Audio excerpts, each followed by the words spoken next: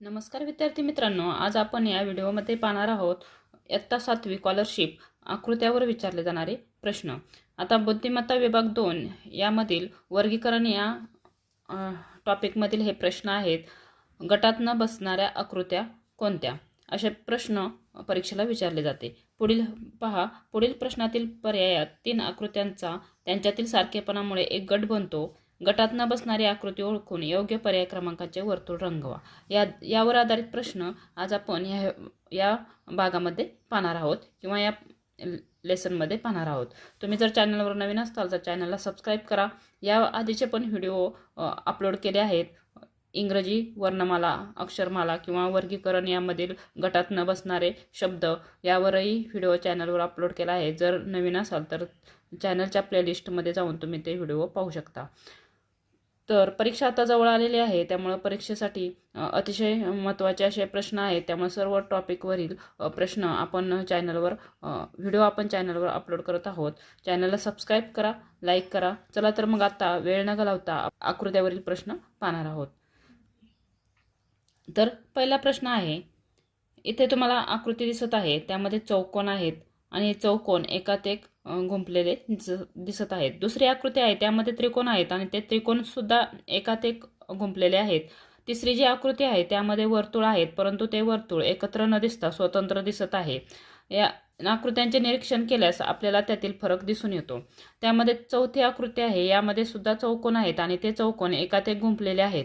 म्हणजेच या आकृत्यांचं निरीक्षण केल्यावर तुम्हाला समजते की पहिली आकृती, दुसरी आकृती आणि चौथी आकृती या तिन्ही आकृत्या एकाच गटात येणाऱ्या आहेत, म्हणजे त्यांच्यात सारखेपणा आहे। तर कोणता सारखेपणा आहे? या आकृत्या एकात एक अशा गुंफलेल्या आहेत आणि 3 नंबरची आकृती आहे त्यामध्ये त्या वर्तुळ आहेत आणि ते स्वतंत्र आहेत। यावरून तुम्हाला प्रश्नाचे उत्तर समजते की गटात न बसणारी आकृती ही आकृती क्रमांक 3 आहे आणि प्रश्नाचं उत्तर आहे पर्याय क्रमांक 3। आता आपण दुसरा प्रश्न पाहूया। यामध्ये NP या आकृत्यांचं निरीक्षण केल्यास तुमच्या लक्षात येते की तिन्ही आकृतीमध्ये सर्कल आहे, परंतु वरचे जे अक्षर आहेत, लेटर आहेत, ते खाली उलटे दाखवले आहेत। म्हणजेच यावरून तुम्हाला ओळखता आलं पाहिजे की ही जलप्रतिबिंबाची आकृती आहे, म्हणजे वरील अक्षरांचे जलप्रतिबिंब खाली दाखवलेले आहे। तर अक्षरांचे जलप्रतिबिंब कसे दिसते याचा अभ्यास तुम्ही चौथीमध्ये केला आहे किंवा चौथीची पण स्कॉलरशिप परीक्षा आता चालू आहे, त्या विद्यार्थ्यांच्यासाठी सुद्धा हा प्रश्न उपयुक्त आहे। तर एन हे अक्षर जलप्रतिबिंबामध्ये जर पाण्यात पाहिले ते उलटे दिसते, म्हणजे हा एन असा दिसतो आणि पी सुद्धा उलटा दिसतो, म्हणजे तो पिन असा दिसतो। म्हणजे ही आकृती अशी उलटी केली की या पद्धतीने दिसते। एन या बाजूला येतो आणि पिन त्या बाजूला येतो। आता टी सुद्धा इथे उलटा आहे आणि क्यू उलटा आहे, ही सुद्धा आकृती बरोबर आहे। तर ए हा उलटा आहे, ही पण बरोबर आहे, परंतु डी हा असा असण्याऐवजी असा दिसला पाहिजे, तो या साईडला दाखवला आहे। त्यामुळे डीचं जे प्रतिबिंब आहे ते चुकीचं दाखवलेलं आहे। यामध्ये एलचं प्रतिबिंब हे सुद्धा बरोबर आहे, डब्ल्यू, म्हणून पर्याय क्रमांक 3 या प्रश्नाचे उत्तर आहे। आता तुम्हाला जलप्रतिबिंब कसे दिसते हे माहीत नसेल तर मी तुम्हाला इयत्ता 4थीचं पुस्तक दाखवते। बघा मुलांनो, इयत्ता 4थी स्कॉलरशिपमधील पुस्तकात जलप्रतिबिंब कसे दिसते अक्षरांचे आणि अंकांचे हे दाखवले आहे।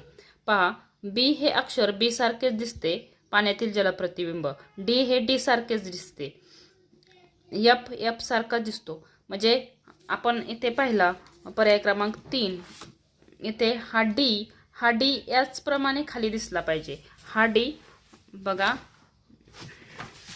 जलप्रतिबिंबामध्ये डी, वरील अक्षरामधील डी आणि जलप्रतिबिंबामधील डी सेमच दिसतो, परंतु इथे हा डी याची बाजू पलटली आहे, इकडच्या साईडला आहे आणि इकडच्या साईडला इकडचा घेतला आहे, म्हणून हे पर्याय क्रमांक 3 हे आपल्या प्रश्नाचे उत्तर आहे।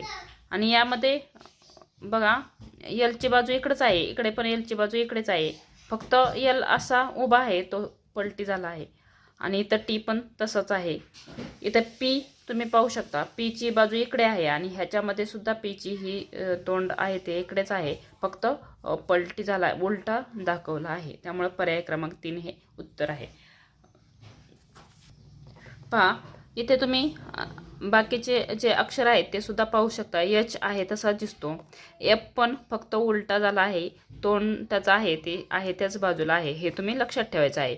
एम सुद्धा उलटा आहे, एन उलटा आहे, पी उलटा आहे. इथे जसा पी आहे तसंच आपल्या फर्स्ट क्रमांकाच्या आकृतीमध्ये पी दाखवलेला आहे. म्हणजे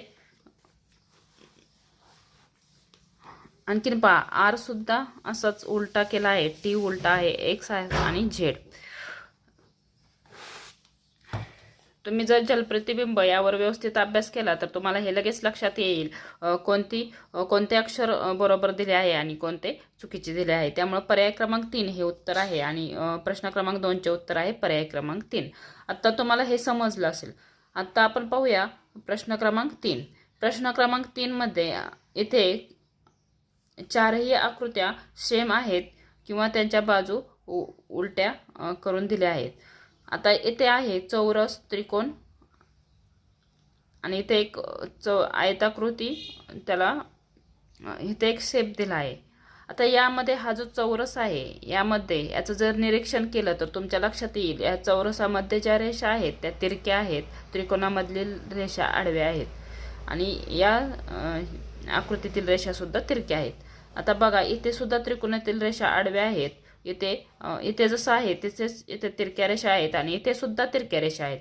या आकृतीचे निरीक्षण केले तर यामध्ये जशा रेषा आहेत तशाच इथे चौरसाच्या रेषा पहा. आणि इथे जो चौरस आहे या चौरसामधील रेषा आडव्या आहेत. एवढं बारीक निरीक्षण तुम्हाला परीक्षेमध्ये करायचं आहे.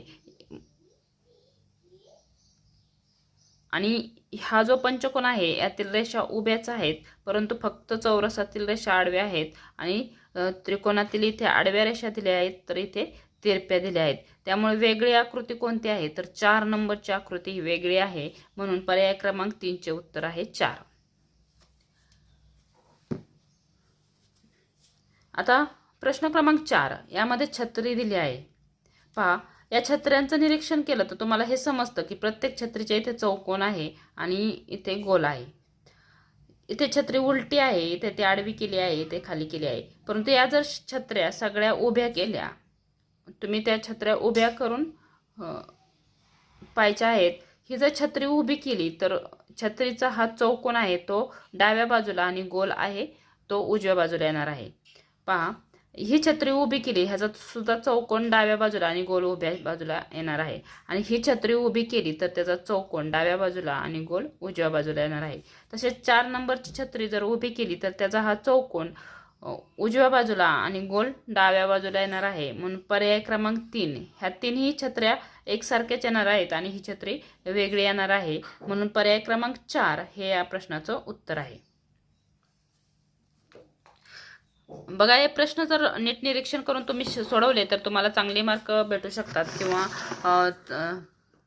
मार्क पाडण्यासाठी प्रश्न खूप सोपे असतात. आता प्रश्न क्रमांक 5 आपण पाहूया. यामध्ये आहे त्या आरशातील आकृत्यांचं निरीक्षण केल्यावर तुम्हाला समजेल या आरशातील प्रतिबिंब आहे. तर या आकृतीचं आरशातील प्रतिबिंब हे उलटं दिसतं. म्हणजे आकृती जर इकडे असेल तर ही बाजू इकडे येते आणि ही बाजू इकडे येते. हे पण आरशातील प्रतिबिंब बरोबर आहे. ही आकृती आहे तशीच दिसते. आता हे जे आरशातील प्रतिबिंब आहे याचं टोक इकडे आहे, ते इकडे दिसायला पाहिजे होतं किंवा असं यायला पाहिजे होतं, परंतु ते दाखवलेले नाही. म्हणून पर्याय क्रमांक 3. आणि हे पण हा टोक इकडं आहे, ते टोक इकडं दाखवलंय, म्हणजे याच्या आरशातील प्रतिबिंब बरोबर आहे. म्हणून पर्याय क्रमांक 3 हे उत्तर आहे. पहा, तुम्हाला आरशातील प्रतिबिंब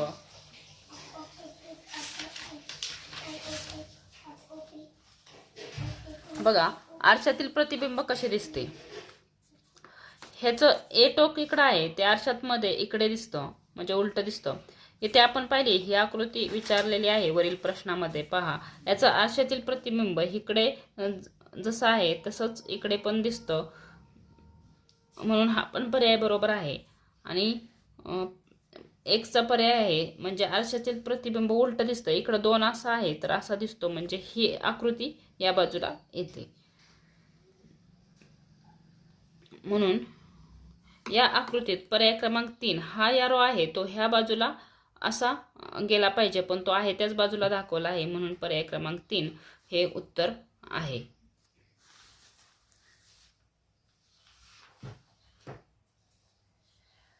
प्रश्न क्रमांक 6चं उत्तर आपण शोधूया. आता या आकृत्यांचं निरीक्षण केल्यावर तुमच्या लक्षात येईल की हे चारही आकृत्या समान आहे. ह्या चारही आकृत्या थोड्याफार समान आहेत, परंतु ही जी आकृती आहे या आकृतीचे हे त्रिकोण आहेत ते लहान आहेत आणि इकडचे त्रिकोण आहेत ते मोठे आहेत आणि त्याची साईज सुद्धा वेगळी आहे. आणि हे जर त्रिकोण तुम्ही पाहिले तर हे सर्वांची साईज एकसारखीच आहे. त्यामुळे पर्याय क्रमांक 4 ही आकृती, ह्या तिन्ही आकृत्या एका गटात येतील आणि पर्याय क्रमांक 4 हे या प्रश्नाचं उत्तर होणार आहे. अशा प्रकारे विद्यार्थी मित्रांनो तुम्हाला आकृत्यावरील प्रश्न सोडवायचे आहेत. आता आपण पुढील आणखीन एक प्रश्न पाहूया. प्रश्न क्रमांक 8 पाहूया. इथे आहे स्टार, चौकोन. चारही आकृत्यामध्ये वर्तुळ आहे आणि वर्तुळामध्ये मध्ये त्रिकोण तयार केले आहेत. आता चारही आकृत्यांचे त्रिकोण सेम आहेत, परंतु इथे काही चिन्ह दिले आहेत. इथे स्टार दिला आहे, इथे चौकोन आहे आणि इथे गोल आहे. आता हा चौकोन आणि स्टार फिरून दुसऱ्या आकृतीत दिला आहे. हा जो स्टार आहे तो या आकृतीमध्ये इथे आला आहे, चौकोन इथे आला आहे आणि गोल परत स्टारच्या जागेवर आलेला आहे. तर पुन्हा या आकृतीत हा स्टार आहे तो इथे गेला आहे. बरं, स्टार नंतर इथे चौकोन यायला पाहिजे, पण या आकृतीत चौकोन न देता गोल दिला आहे आणि चौकोन इथे दिला आहे. म्हणजे ही आकृती सिक्वेन्स प्रमाणे आलेली नाही. तसेच या सिक्वेन्स नंतर हा स्टार इथे आला आहे, यानंतर चौकोन इथे आला आहे आणि हा गोल इथे आला आहे. म्हणजे ह्या तीनही आकृत्या एका गटात बसतात आणि ही आकृती आहे याचा सिक्वेन्स चुकला आहे म्हणून ही आकृती गटात न बसणारी आहे. म्हणून पर्याय क्रमांक 3 ह्या आकृतीचे या प्रश्नाचे उत्तर आहे. मुलांना तुम्हाला समजत असेल तर असेच प्रश्न तुम्हाला प्रश्नपत्रिकेमध्ये सोडवायचे आहेत. प्रश्न क्रमांक 9 आपण पाहणार आहोत. प्रश्न क्रमांक 9 आहे स्क्वेअर आहेत आणि स्क्वेअरमध्ये काही 2 लाईन मारून ट्रायंगल तयार झाले आहेत आणि त्यामध्ये अंक दिले आहेत. पहा, हे अंक कसे दिले आहेत, 1 2 3 4. त्यानंतर सिक्वेन्स प्रमाणे दिले आहेत. म्हणजे 1 नंतर 2 आला, 2 नंतर 3 आला, 3 नंतर 4 आला. तसेच दुसऱ्या आकृत्यामध्ये 3 4 5 आणि 6. म्हणजे 3 नंतर 4 आला, 5 नंतर 6 आला, 4 नंतर 5 आला आणि 5 नंतर 6 आला. याचा पण सिक्वेन्स बरोबर आहे. आणि 4 नंतर 5 6 7. आता बघा, 4 नंतर 5 6 7 याचा सुद्धा सिक्वेन्स बरोबर आहे. नंतर 2 3 4. आता इथे 4 यायला पाहिजे तर 5 दिलेला आहे आणि इथे 4 दिलेला आहे. म्हणजे याचा सिक्वेन्स हा चुकीचा आहे. म्हणून पुढील 3 ज्या आकृत्या आहेत त्या एकाच गटात बसतात आणि चौथी आकृती आहे ही वेगळी आहे, म्हणजेच गटात न बसणारी आहे. म्हणून पर्याय क्रमांक 4 याचे उत्तर आहे. बघा, अतिशय सोपे असे प्रश्न असतात. तुम्हाला त्याचं निरीक्षण करायचं असतं आणि प्रश्नांची उत्तरे द्यायची असतात.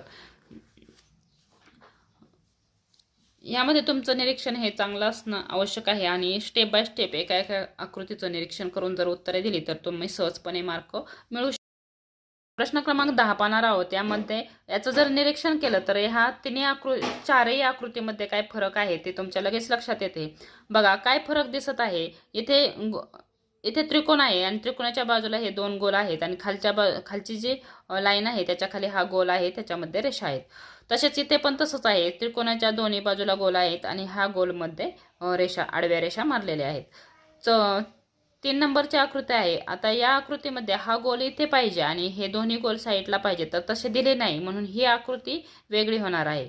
चौथी आकृती बघा, यामध्ये सुद्धा हा गोल खालीच दिला आहे आणि साईडला दोन्ही गोल दिले आहेत. म्हणजेच ही आकृती आणि ह्या 2 आकृत्या, ह्या तिन्ही आकृत्या पर्याय क्रमांक 1 2 आणि पर्याय क्रमांक 4 हे एका गटात येतात आणि पर्याय क्रमांक 3 हा वेगळा आहे. म्हणून गटात न बसणारा पर्याय क्रमांक 3 आहे.